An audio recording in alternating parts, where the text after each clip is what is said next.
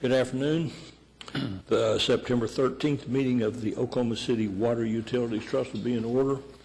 The first matter on the agenda is approval of the minutes from the August 16th meeting. Move approval. Second. Have a motion and a second to approve the minutes. Are there questions, comments, additions? Hearing none, voting please. Minutes are approved. Next item is the consent docket. Number of items on the consent docket. Move approval subject to individual consideration. Second. Motion and a second to approve it. Are there any matters on the consent docket that need to be discussed privately? Or not privately, but publicly, individually?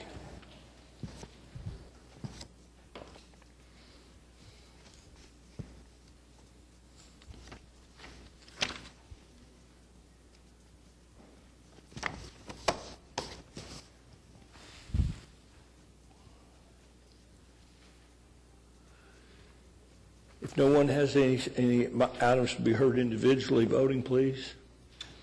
Consent docket's approved. Next item is the concurrence docket. Move the concurrence docket subject to individual consideration. Second. I have a motion and a second to approve the concurrence docket. Are there matters to be discussed separately on the concurrence docket? Hearing none, voting please. Concurrent docket is approved. Next item is an emergency construction contract. So, Mr. Chairman and trustees, we'll have to put that off to the next meeting. We need to have 4 members consider that item. Only 3. Yeah. Okay. Do we need a formal motion to withdraw? Or Yeah, I think we do. We probably do. Yeah, we need a motion. Motion to defer. Second. A motion and a second to defer to September 22nd. Voting, please. Matters deferred. Next item. Items for individual consideration. The first item is a presentation on the Atoka Dam spillway and chute rehabilitation. Mr. Chairman and trustees, John Rutledge from Freeze and Nichols is here to do a presentation for you on this project. Thank you. As you mentioned, my name is John Rutledge. I'm with Freeze Nichols, and I appreciate this opportunity to present the findings from our study. I'd also like to introduce Trish Hatley and Jennifer Wassinger with Freeze Nichols, who are here as well. I also want to just thank you in general for the privilege of being able to work on this study. It's been a fascinating study, a lot of intricate parts, and it's been a real challenge. And engineers always like challenges, and this has definitely been one of them. What I'd like to address with this opening slide is that, in general, we're trying to solve 2 problems at the dam. One is a regulatory issue. The dam's about 60 years old and no longer meets regulations that have escalated over the years. The other is a damage problem. If you look at the photo on the right, just to give you a sense of scale, you can see if you look closely, you can see our geologist standing underneath the chute of that spillway. So it gives you an idea of the size of the spillway, the size of the damage that's occurred over the last several years. A lot of the damage occurred in May of last year. That's the record flood for the lake. The lake rose about 6 feet. It was approximately about a 100-year event. Y'all are familiar with that term, and have probably heard that with respect to that flood. Had a peak discharge of about 15,000 CFS. So really maxed out a lot of the capacity of the chute. It gave us a lot of good information to work with. We calibrated some of our computer models that you can see in the top right corner, and that information was very helpful in the hydraulic study. As I mentioned, there are 2 problems we're trying to solve here at the lake, or at the dam. On the left, I've described the spillway conditions. There's 3 components of the spillway. You may not be too familiar with those, but I'll try to describe those. The stilling basin is a lower portion. And you can look at that left-hand picture. You can see the few concrete sections. That's what's left of the stilling basin. It's been totally destroyed. And you can't see them in the photograph. There's actually some pieces back up in the trees in the back that have been shifted around. Quite dramatic. The crest is the portion up by the lake side that controls the lake level, and is the portion that the flood flows originally flow over. And then the chute is the portion that connects those 2. It drains the water out of the lake on down to the stilling basin.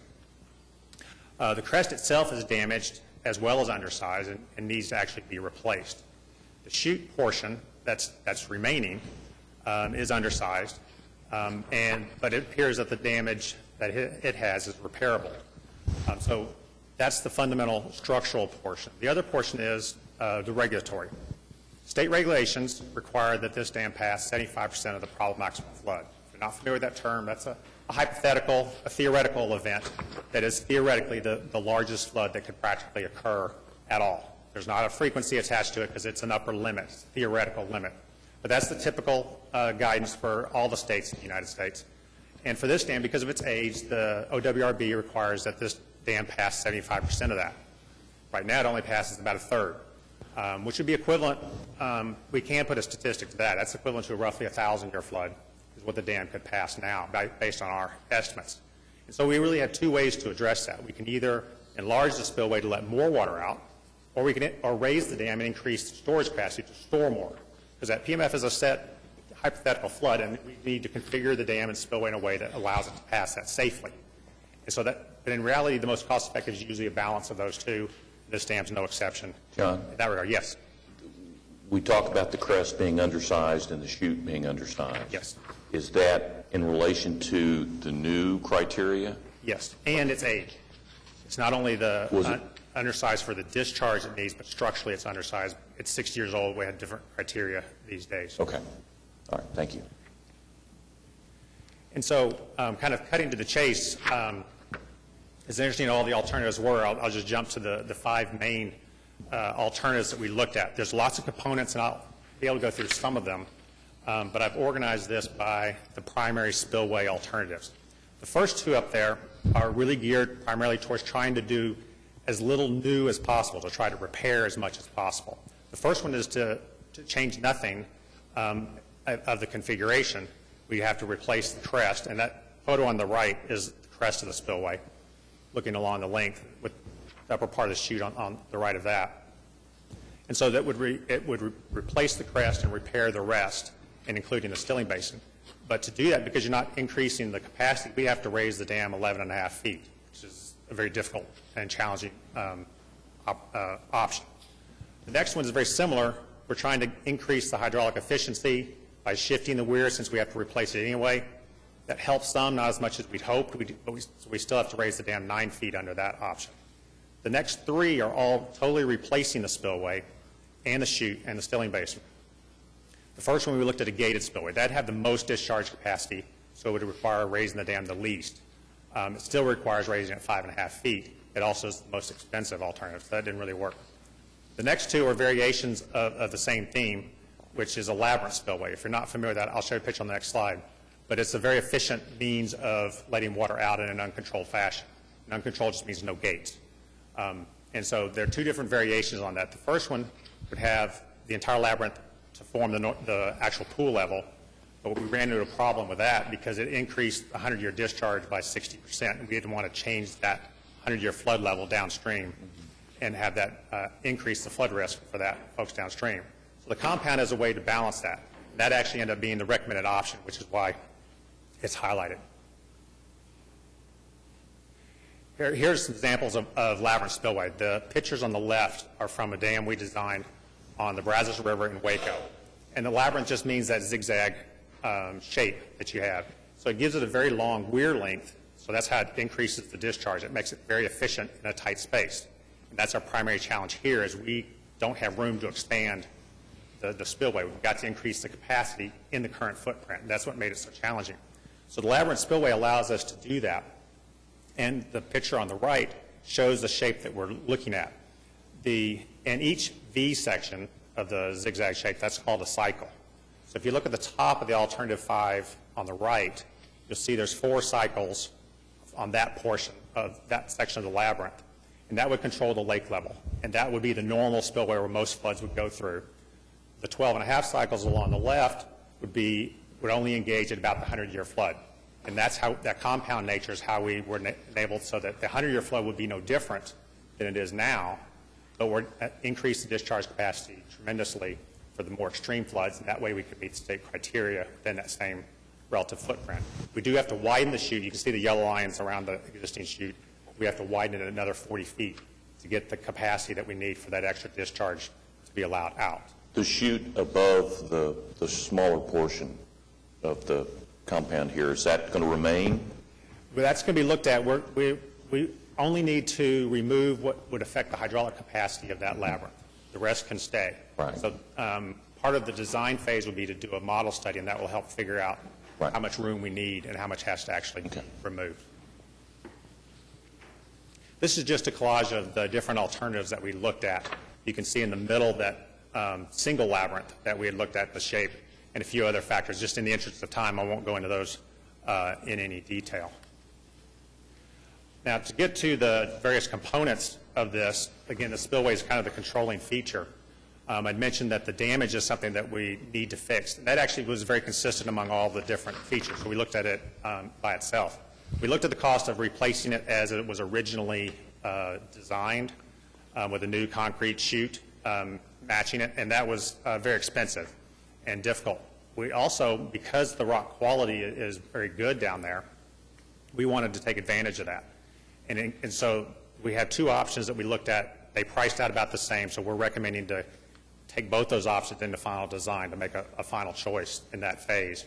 The first one is just we'd excavate the rock to get a smoother area, overlay it with reinforced concrete, and anchor that to the rock. That engages all that mass and weight of the rock to use it to resist the energy. Similarly, roller compacted concrete is a way is a real dry form of concrete that's placed like dirt and compacted, and that provides strength and resistance as well. So that's another way to protect the basin. So the goals there are just to protect the rock that's there so it stops weathering, stops eroding, and stays in place. So it just leaves the shape and strengthens what's there and protects it rather than replace the entire stilling basin. About half the cost of putting in the new full basin. Another item that we looked at, and picture on the right, you can see this is kind of the southern half of the reservoir. You can see where the arrow points to the dam. On the south end, there's currently a berm. There's a photograph of it on the left, and that matches the top of the dam. And it was noted in the original design that higher lake levels would flow out the sides. Since we're looking at raising the dam, we have to take into account that flows could go out this end as well. We actually looked at that as a possibility to reduce the size of the spillway if we let this flows actually go and treat that as an emergency spillway. It ended up creating more risk and problems than it solved, and we ended up not going with any of those, but that was part of all the different alternatives. So on the versions that we're looking at include a recommendation to just increase the height of this berm in a manner similar to the top of the dam, so it will match. This gives you a cross-section, an idea of how we're proposing to raise the dam. The pump station is located at the bottom, so we weren't able to use a typical manner of just starting fill on the backside and raising the dam in a normal manner. So we had to do all our work at the crest. And a way to do this is to come partway down the front face, build a retaining wall, and then raise the road itself. We're leaving effectively a median or extended wall so that the drivers will still see the lake. So there's only a 3-foot gap there. This enables us to only, for this option, the recommended option, we raise the road crest 3.5 feet, but we're effectively raising the dam by 6.5 feet because of that retaining wall. So the retaining wall is actually the official top of the dam, and then the road is down below that. So that was a good compromise way to make sure that we're raising the dam to meet state regulations, but we're also leaving the road and the functionality, the view, and everything essentially the way it is today.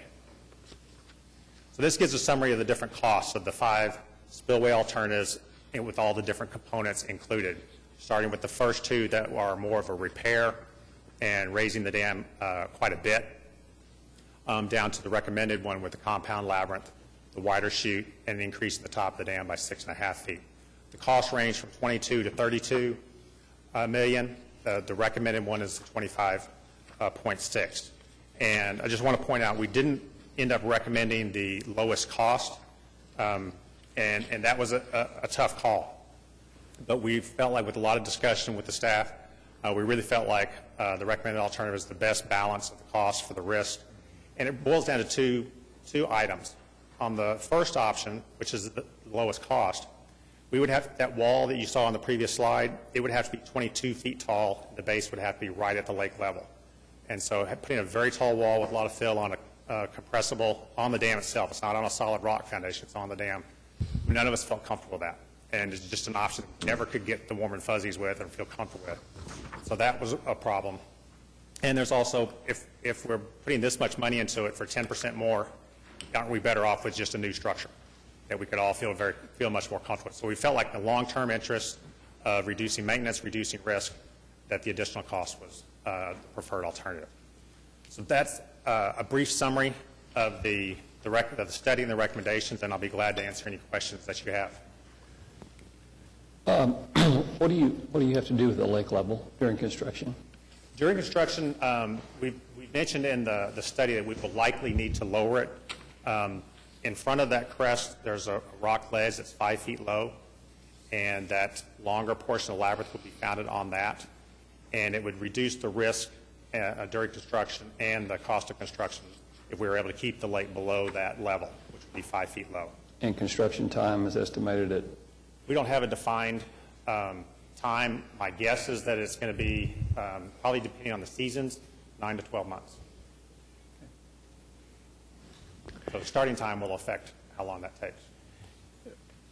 I have been concerned for the last couple of years, really, that the estimates that we're using currently with regard to determine 100-year floods and 500-year floods are somehow outdated.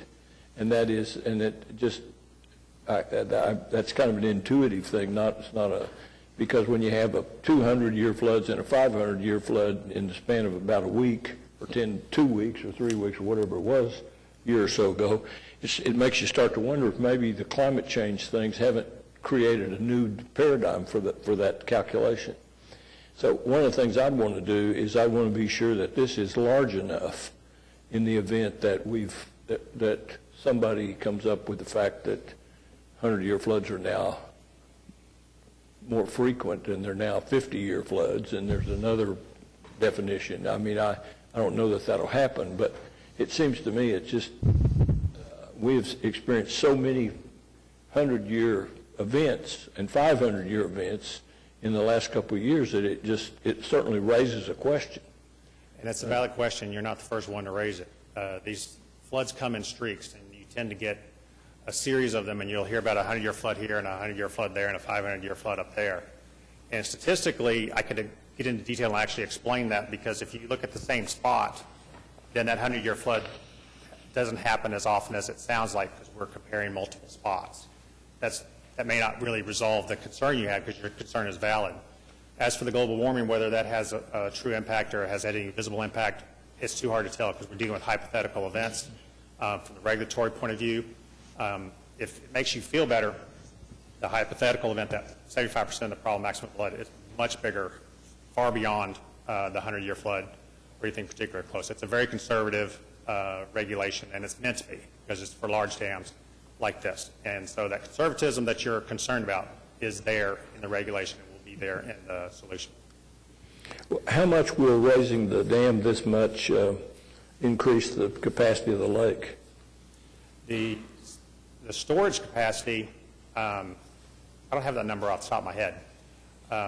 It increases that potential storage capacity a good deal. It doesn't change anything with the operations or the normal pool. It stays exactly the same. So it's just the potential flood capacity. And we'd be enlarging the spillway capacity by about 75 to 80%, not quite doubling. So it won't raise the capacity of the lake to raise it the way we're this design? Doesn't change at all the normal operations and normal pool level. It only increases the height of the available dam. storage for flood. Okay. So does it have any impact downstream by increasing the capacity? That's why we went with the compound. It should Right. have very limited Okay. impact up to the 100-year. Right. And once we get significantly above the 100-year, then it's increasing the discharge by design. Right. And that's just a risk that we have to take to protect the dam. Understood. So it'll still be, any way you look at it, it'll still be retained, because it's storing water, it'll have be less discharge than they would have had if the dam wasn't there. Right, right. For whatever defense that may give. No, I understand, I understand. Any other questions or comments?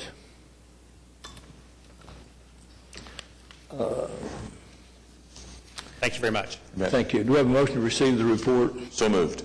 Second. A motion and a second to receive the report. Report's received. Next item is an engineering report at Lake Draper concerning the partial renovation of the old ranger stations out there. Move we receive the report. Second. Have a motion and a second to receive it. Are there any comments about it? Something long overdue, I think. It's from the outside looking in, it's a nice building. It's just been vacant for how long? 10, 12 years? I think about 4 or 5 years that the police have been out of it, though, but Completely out of it. yeah. Generically, where we were was we were going to have to spend about half as much money as this to rent a temporary trailer for people, or we could invest in this facility, and then it would have a second life. And given those choices, we thought it was better to do this. Right. Okay. We have a motion and a second to receive the engineering report and resolution approving the partial removal of the facility and abatement. Voting, please. It's approved. Next item is a report from CDM Smith concerning the land application of biosolids. Move we receive the report. Second. Have a motion and a second to receive the report. Is there someone here to talk about it? Not at this meeting, no. But what we will be doing is we will bring back to you, if you approve the resolution, 3 parts. There was a report. We'll receive that report into the current contract. We will enhance the report to include the concerns that were expressed at council last 2 meetings.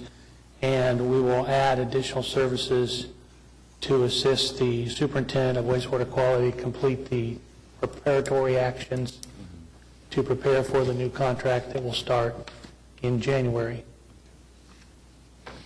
One of the things I'd like to continue to discuss is that I don't think I personally am going to be satisfied if the decision is that it's still okay to do it, period. Because I think it is a bad way to dispose of sludge. I mean, I recognize we generate 80,000 tons a year of it, and we've got to find a way to get rid of it. But I would like something to be done to include some kind of a study for an alternative disposition and get that costed out. I'm not talking about doing it tomorrow. I believe that we're in compliance today, but I don't think in the long run it's a satisfactory way to continue to do it. There just has to be a better way, I think. So not at this meeting, but at the next meeting, we will have an agenda item on for your consideration where the U.S. Department of Energy is working with a firm to offer services to cities like us to look at the economics associated with using sludge to produce energy. We'll have that on at the next meeting. That's something else along the lines of what you're asking for. Well, I mean, there's a couple of reasons for that. One, I personally think that there's got to be a better way. And two, I think we're facing a rising public demand that we do it another way. And I think we have to be responsive to that. I'm not an advocate for shutting down the land application and seeing what happens to 80,000 tons of sludge. You know, I don't think that's a good idea. But I do think that we'd be remiss not to be on top of the argument. Do we have a motion and a second to do this, receive this? 1 and 2. Receive 1 and 2. We do have, you have my, Yes. okay. Voting, please. Matters are received. Next item, item D, the Fifth Amendment to an amended and restated service agreement concerning the city and Veolia Water. Move the item. Second. Have a motion and a second to amend the agreement. Comments or questions? Hearing none. Matters approved. Next item, item E. Move the item. Second.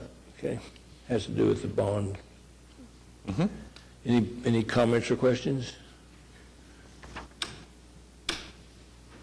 You can make your house payment, Mr. Bush. You can go ahead and keep making your house payment. Next item is next. Wait, we need to wait on this one. Be sure. The next item is a resolution authorizing and approving the issuance of water and water sewer stiffened revenue refunding bonds. We have enough to do that. We do not. No, we'll have to put that to the next trust meeting. Move Tell them we, to wait. Just tell them, move we defer to the next meeting. Second. just tell them the check's in the mail. That's to 927. Motion is second to defer to 927. It's done.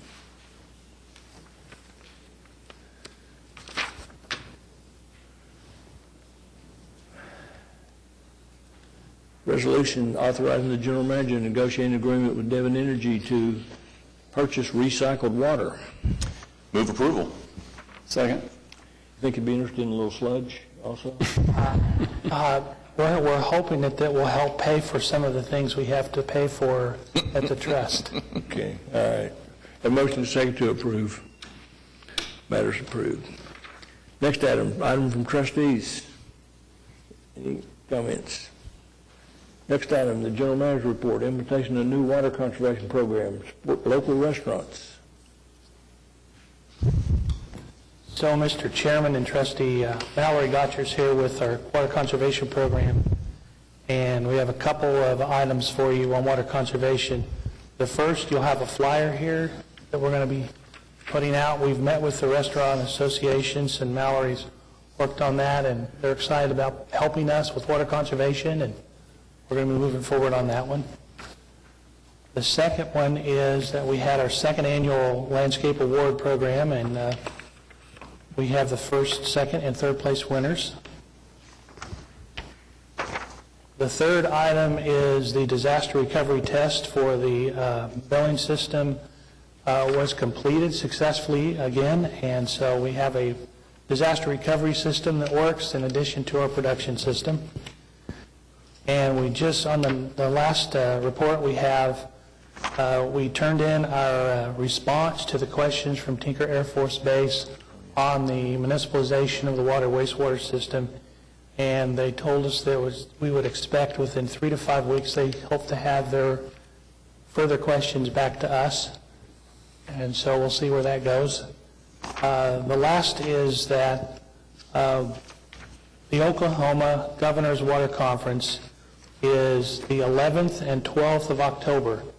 If any of you would like to go to that, just let me know, and we'll register you for that.